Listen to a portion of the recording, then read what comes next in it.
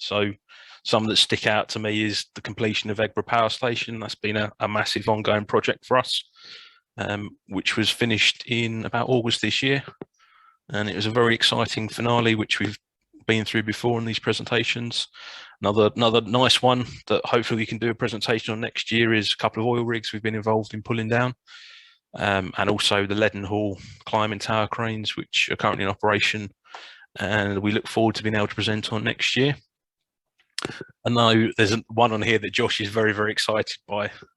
So excited he had to go and see this one happening. This was the dismantling of a trebuchet, not something that we've ever been involved with before, but it was quite interesting, and I can just see that Josh is itching to do a presentation on it. Yeah, I think we're going to do something based on some medieval engineering, really turning back the clock and looking at what we've done in the past as a civilization. So I think that'll be an interesting one. Yeah, something a bit different, that's for sure.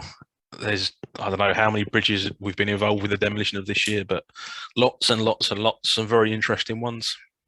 Another one that sticks out on there is jacking up a 1,300 ton key crane. That's quite an interesting one. And there's been quite a few emergency jobs we've been involved with this year. We've been interesting, though not normally allowed to do presentations on them. So you just have to trust us on that. Right, so starting, oh sorry, I forgot about this. I chucked this in right at the end. So some of you may well be familiar with the merit game that's run as an international competition every year, and this year we've entered 2 teams who've made it through to the final, and the final submission is today. And it's very nice to see that we've got 2 separate teams all in the top, is it top 6? Yeah, top 6, with team 2 so imaginatively named, team 2 from Andun in 2nd place currently, just behind Over-Arup, engineers from Over-Arup. So we're looking forward to seeing how our team get on today, but it's no small feat to once again have 2 teams in the top 5 of an international competition of, I think it's about 60 different teams entered. So well done to everybody from Andun who has entered merit this year. Very well done. Right, the project that probably sticks in my mind most this year is the works we did at Silvertown Tunnel. So this is the launch chamber for the TBM, which is now well underway. I think the TBM's going. In fact, I know it was because there was a fire there a few months back. So we were working for Cognition Land and Water, who were in turn working for the principal contractor, Riverlinks. And we were given quite a simple, well, sounds simple, scope of works, work out how to install the props and work out how to remove the props. So the selection of the props had already been made by AESA, who were the lead designers on the scheme. They'd selected and spec'd up all of the props many months in advance, and we just had to figure out how to install them. So in some areas you had 4 deep lines of props, and there's a pair of props on the bottom 3, I think, and 3 props on the top set. Also above here that you can't see in this section is there's a permanent concrete prop that goes across the top, and then this propping was installed as the excavation was completed, and then they could put in the bottom slab. Then all these props had to come out again. Again, seems quite simple on the surface, but the tolerances were incredibly tight. Even simple tolerances of the distance between this face and this face were very, very tight, given the amount of stroke that these jacks had. They only had jacks on one end, and there was a limited amount of stroke there entirely. Very, very high tolerances required. So even 1 degree out of plumb between this face and this face meant that the props would not line up.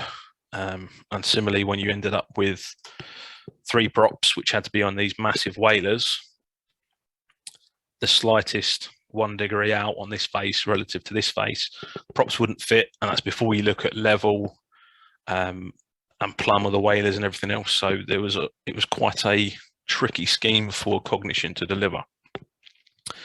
So the first challenge was how to install these big whaler beams here. Now these were quite heavy lumps, a couple of ton, these whalers either side, and they had to be installed bang on, as we've kind of alluded to here, because you had one prop, or you had two props facing this way and one prop facing this way, the tolerance was gone completely for installing them. So we had to get these two whalers in bang on plumb. We came up with this little gallows bracket that allowed for the gallows bracket to be installed, and then it had adjustment here vertically, and the whole thing could also rotate left to right, so we could get it all in and plumb, and you could pack down the bottom here to make sure that it was level. So that allowed us to put these brackets up on the wall that then allowed the whalers to be installed. That then allowed the whalers to be positioned accurately and surveyed to make sure they're in the right place, and then you could grout it all up, which just leaves the little problem of how do you get the props into place. Now, each of these props was about 11 tons in weight, so not insubstantial. And because of the big concrete beam over the top here, you couldn't just drop them in with a crane. So we came up with an idea of dropping them into these cradles and then sliding them into place. The cradles space the props precisely to allow for them to be bolted straight into place. And hopefully this video works. I don't know if there's any swearing, so I'm just going to turn that down. I don't think there is. And there you go, you can see the cradle in place. This one isn't going on a whaler, obviously, but you still get the idea that that allowed the props to be dropped straight in from above, straight onto the saddles, and then pulled into position with an excavator. And you can see there how tight the gap was. There's not much room either end of these props at all to pull this into place. And they had to match up with plates already on the walls.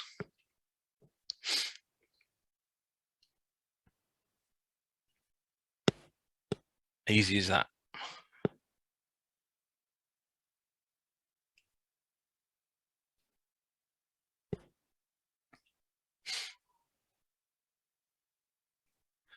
There you go, into place.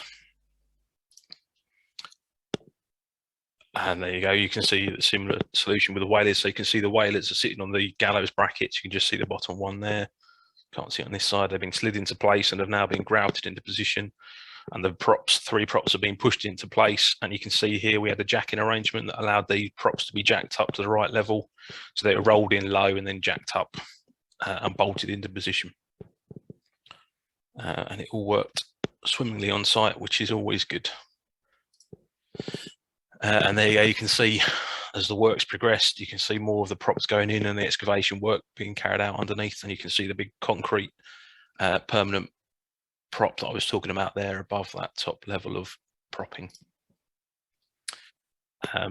Another couple of little highlights from this one was when it came to getting out the props, again, because this concrete prop blocked access for the crane, you had to come up with a way of getting them out and then being able to lift them up. We designed a little lifting beam, and you can see here again, thinking about how it's going to be built, how they're going to build it on site. We've come up with a beam that obviously has to project out past the edge of this concrete beam, but to install it, we've come up with a system where you hang a counterweight on the bottom there, and that keeps the beam hanging level, and then you can just drop it down into place and slide it into position, as you're going to see here, hopefully. And there you go, you can see it be moved into place, and then the guys can bolt this up into position, this lifting beam. And that allowed us to, this is the last one we've got a video of here, but you get the idea. You can see the lifting beam there, another one here with hoists on. So we've picked this up, slid it out, and now the crane is coming in and has picked up the props from the lift points, and we've transferred it from the winches here and here on the lift beams onto the crane, and then it goes up and away. There you go. Now the crane's got it, and away it goes up and out of the shaft. Easy as that. But a lot of thought and engineering gone into getting us to the point where we could do that in a safe, controlled manner. And it was a very, very tight program for the guys from the Cognition Land and Water that they had to deliver against to obviously get the TBM going. There we go. Right. So Dave's payback for me dropping out of the meeting last week, was it last? No, not last week, last month, when I had a power cut, is I've now got to give his presentation like he had to give mine. Not a job I know a great deal about. This one I know bits and pieces, but Dave was really looking after it. So our client was Demmaster, who were working for Multiplex. And we've been working on it quite a long time, as Dave said there, about 5 years. We've done facade retentions, work on listed structures, and some quite complicated demolition methodologies to work out here.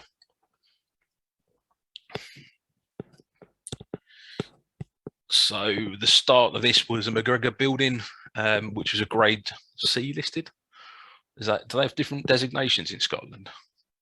Or is grade C a typo? Anyway, I'm reading from Dave's notes here. Grade C listed from 1895.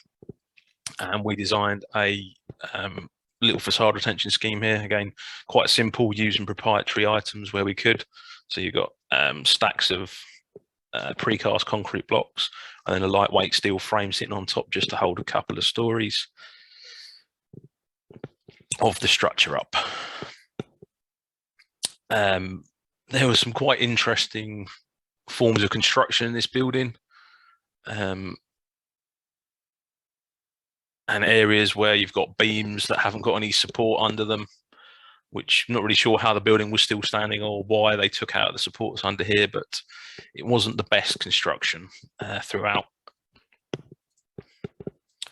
You see here kind of the quality of the construction you've got. I mean, this blockwork wall or stone wall here, not the best condition in the world. So it had some challenges to work out how the structure was working, and then maintaining load paths during the demolition was quite interesting. The Pontecovo building, which was a 9-story RC frame structure. Excuse me. For this one, we designed a big cantilever and scaffold system to enable the building to be demolished and protect the adjacent structure here. So we had a scaffold that cantilevered out the side of the building here to protect this building. It was a bit of a mixture on the demolition of this. It started off with a top-down methodology with a full scaffold encapsulation and, I say, protection of this building. It had quite an interesting structural form. You had one long span floor slab and a shorter span on the other side. One span having 30mm diameter mild steel bar reinforcement, the other one having 10mm bars, which is fairly unusual. So you've got 30mm bars here, and you've got lightweight, much lighter reinforcement the other side. Initially, I don't think we could get the building to work, so we had some reinforcement tested, which you can see here, just to identify what grade of steel it was. Being a plain bar, you'd expect it to be mild steel. However, it turned out to actually be a higher grade of steel than that. And with that information, we could then assess the building and get it to stand up, which is always helpful. The outpatients building, quite a unique building when you look at it, with the stone arches there and the steel roof trusses. Excuse me. Where we provided, what did we do here? Temporary roof to cover the building and internal working platforms to allow the structure to be repaired.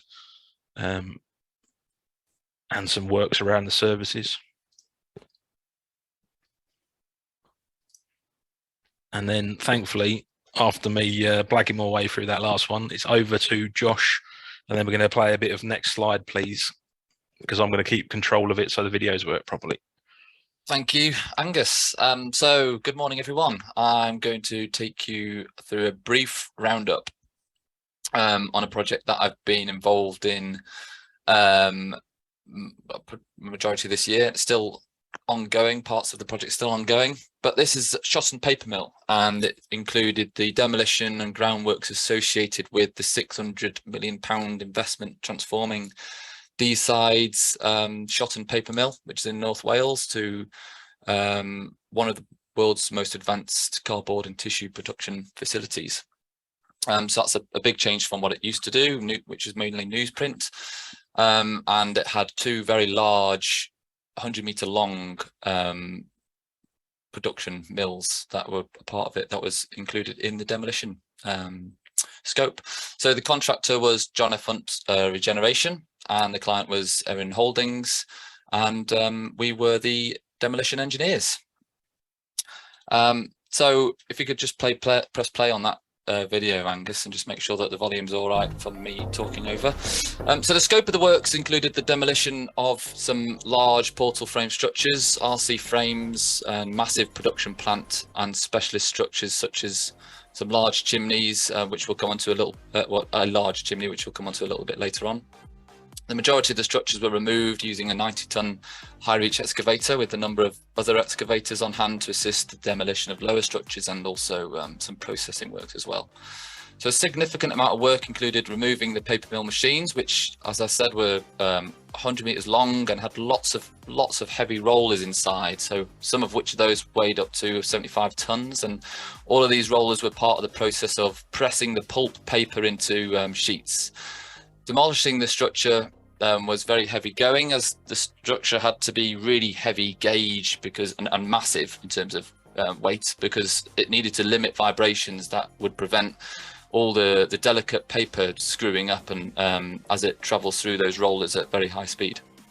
So once the innards of these structures had been removed, then the superstructure could be mechanically demolished, which were large portal frames, and they had very large sections of for the columns, which were left freestanding, and then they were felled with a plastic hinge at the base and folding it over, because even with the large shear attachment that we had on our large excavators, the flanges were so thick you couldn't cut through them. So we had this felling method that we could use because we had a large amount of space. Next slide, please, Angus. So then another part of the works was some removal of some relics in the ground, and it was to do with the site being a previous it was a previous steel mill. So then it had lots of foundations and things which we had to remove, and some of those excavations were up to 7.5 meters deep that we had to remove. So our scope of works was included providing the engineering assistance on the demolition methodology, looking at proving those heavy pieces of plant on the raised slabs, and also some weight calculations for crane lifts and things. And it was great to see that the project was recognised in the NFDC issue 2 of this year, which is a free magazine produced by the National Federation of Demolition Contractors, a group that provides a great insight into the industry. And Angus, if you could just move us on another slide. So a couple of standout images here are of that high reach demolition works of the mill superstructure with that 90-ton high reach excavator. And also they've shown there one of the large columns that was cut and then folded over the back flange and felled in a similar fashion to how we removed the chimney stack. So if you move on to the next one, thank you.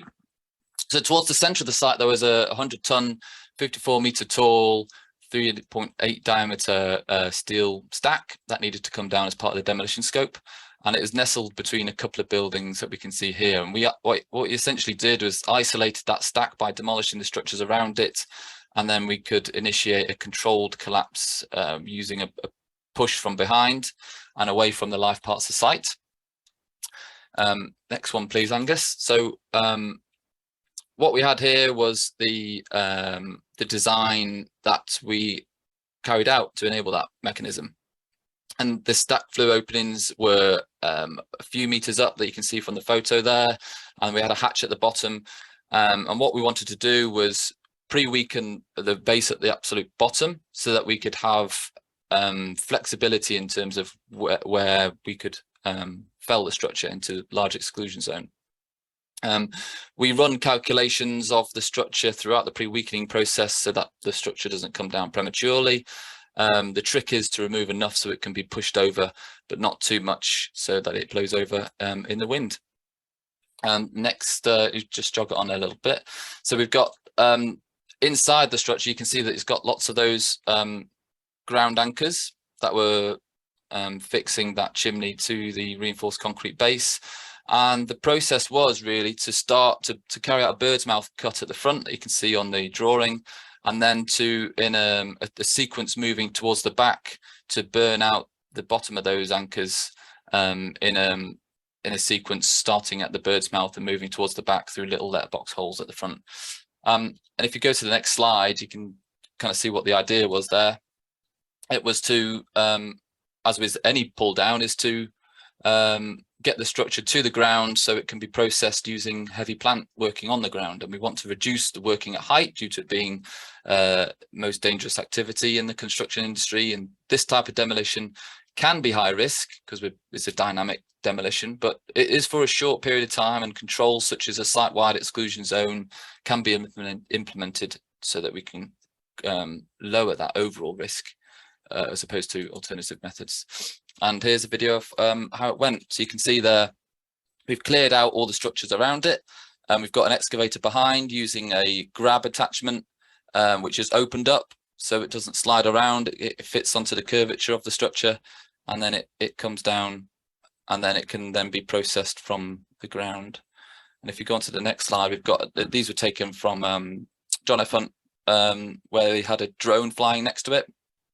This one's a slow motion image of it. You can see at the bottom there that we've got that bird's mouth cut, and it's similar to felling a tree, how it's the cut at the back, and you could either do a heel cut where you cut around the back of the tension face of that chimney as before you push, but on this one, because we had all those series of bolts, we released that tension capacity at the rear by cutting the bolts so that when we initiated that push force, which is pre-calculated through our design, then we can ensure that one is going to destabilize it in so that it can be demolished in a controlled manner, but also we can be sure which way the thing is actually going to fall. So it falls onto that bird's mouth opening, and you can see there's a really great example of it rotating about the point that we wanted it to rotate around. And then once it starts going, there's really no stopping it. It's falling into the direction where it's going to fall, and then it comes down and crashes on the ground and washes a little bit. And yeah, that's a kind of a textbook example, really. And that's the final product on the floor, ready for processing. And that's all for me, really. It's a quick overview of what we do at Shotton, with a more in-depth view of that stack demo. And I'm going to hand over to Dean now, who's going to take us through Walworth Town Hall. Thank you very much, Josh. If we crack on to the next slide, Angus. So during this year, I've worked on lots of different jobs, but the project I'm going to showcase is Walworth Town Hall. So Walworth Town Hall is an old Grade 2 listed building in Walworth Road in London.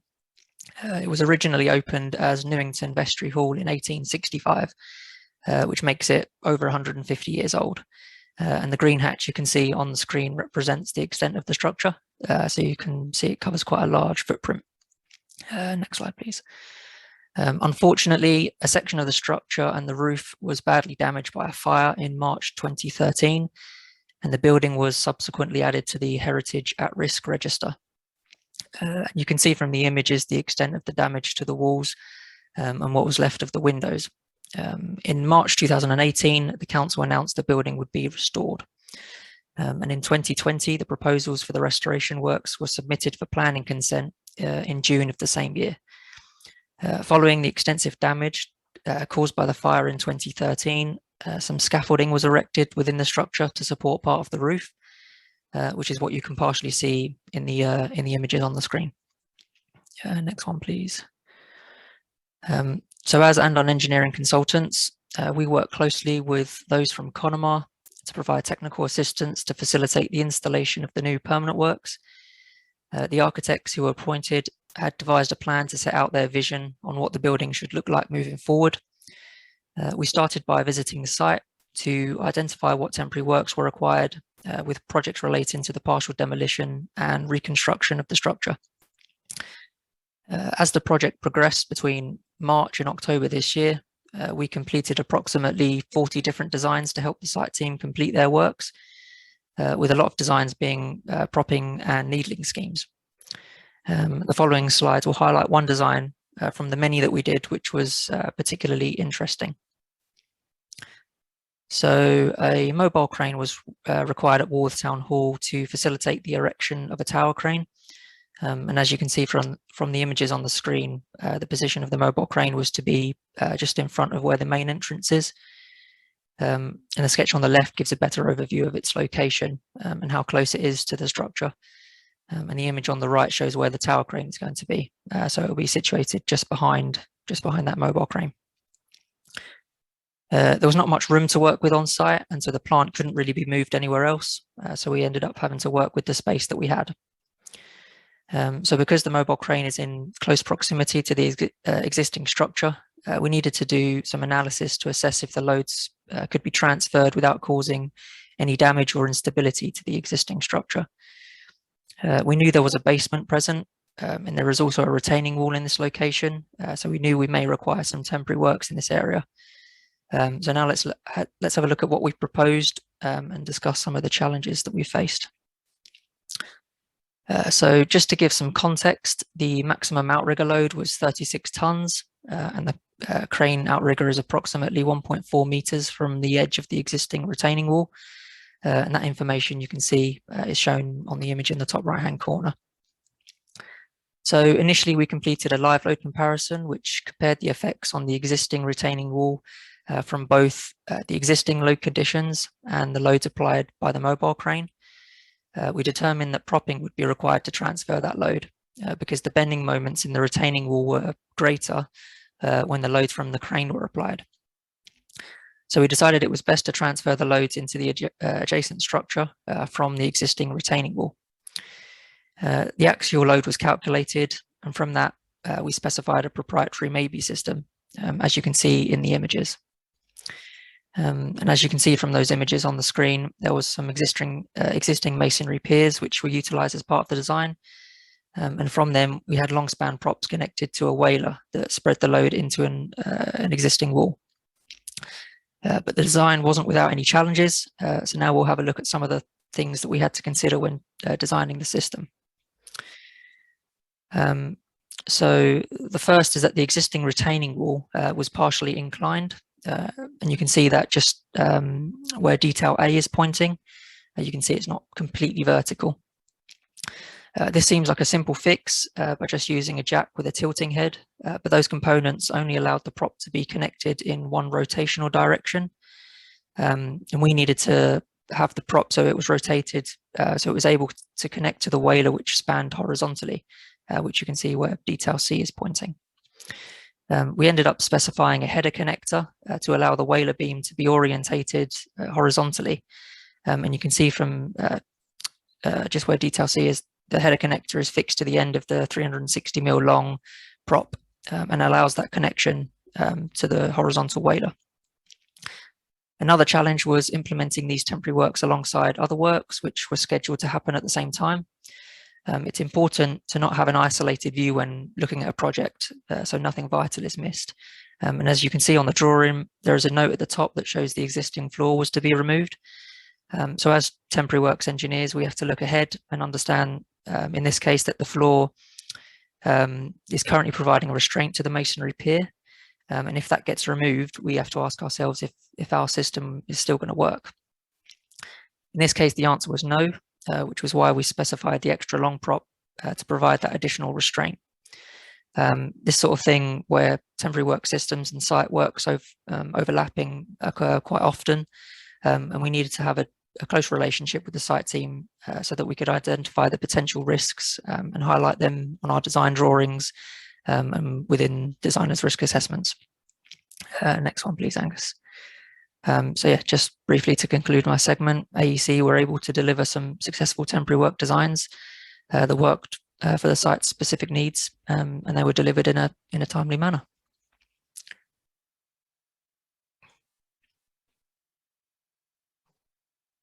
Right, over to James. Yeah, that leads it on to me, I believe. I'm going to be talking today about our involvement in the Bristol Beacon project, which our involvement really wasn't, I suppose, this year, but in the previous years. But it's been an ongoing project since 2018, and we've not had a chance to share our work yet. So now is that time.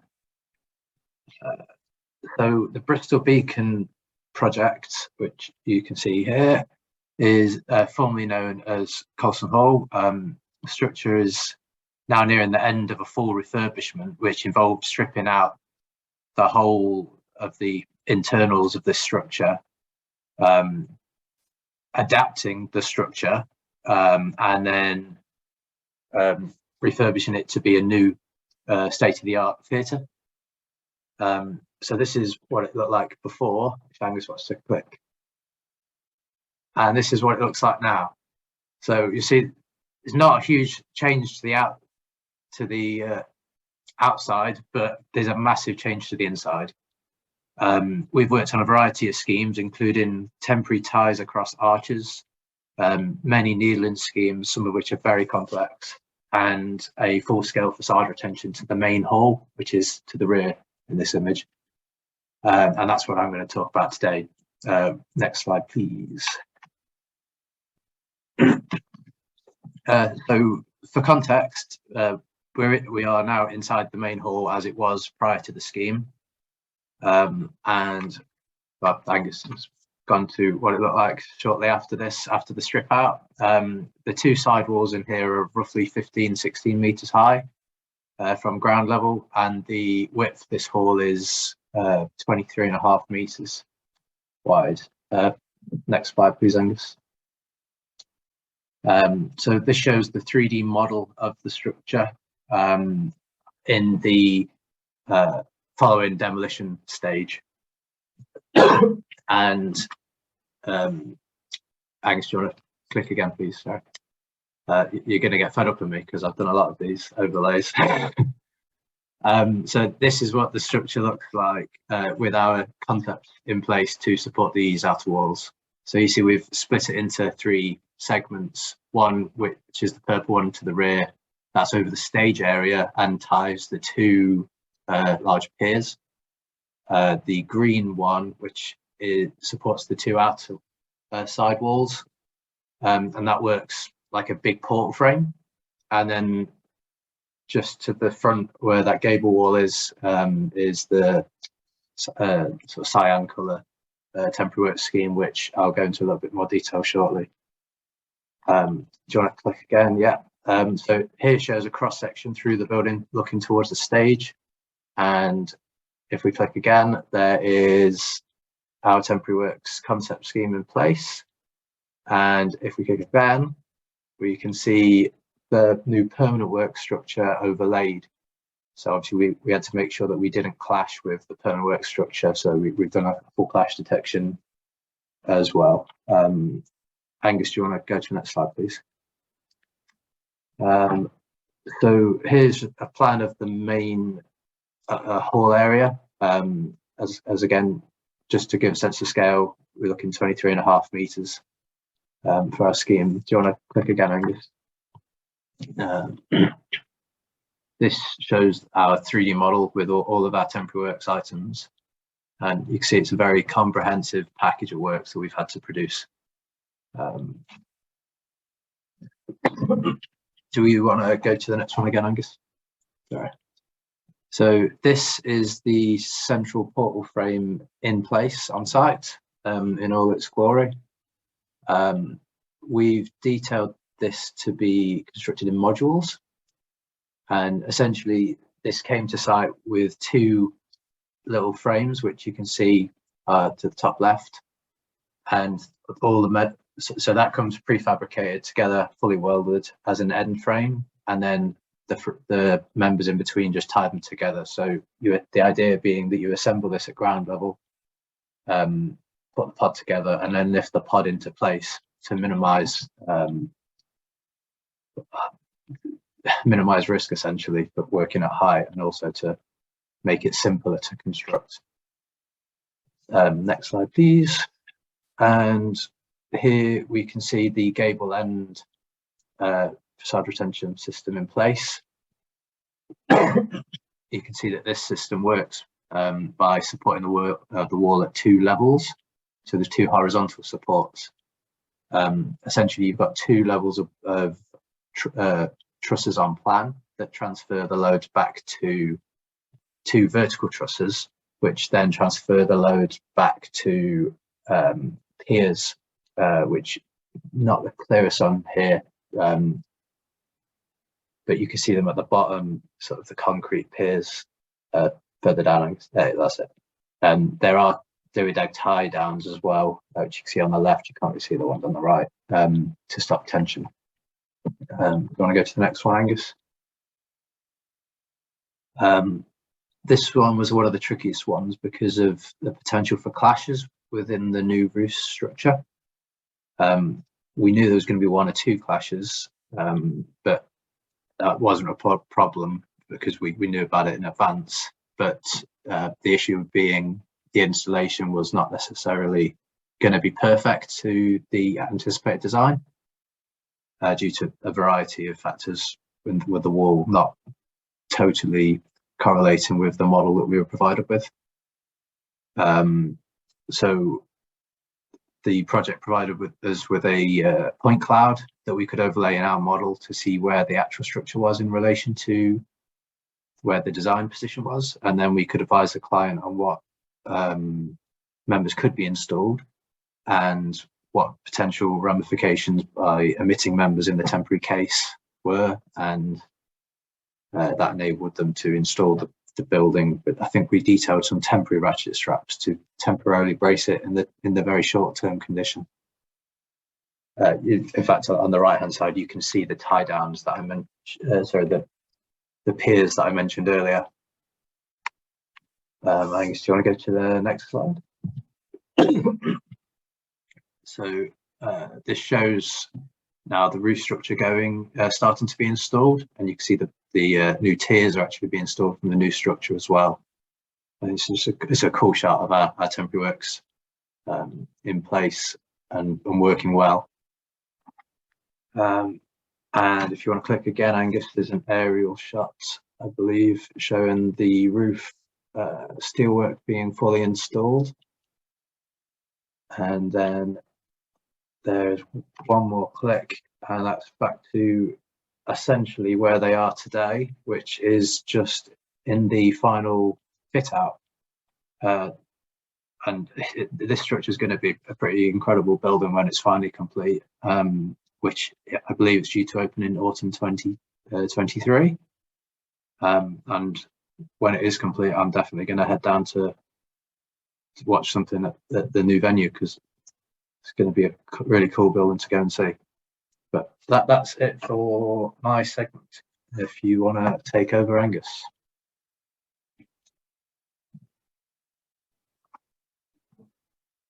Classic, you're muted, mate. You thought I'd have got to grips with this by now, wouldn't you? But every single time. Good job you were there, Josh. So 1,400 projects delivered this year. 13 webinars, I think, if I counted correctly. We've invested in a 3D scanner, which we've used quite a lot this year, which has made life a lot easier, particularly when designing facade retentions or similar. Investment in FEA software, more engineers, and we spent quite a lot of time on training development of engineers and within the business. So onwards and upwards for us, hopefully.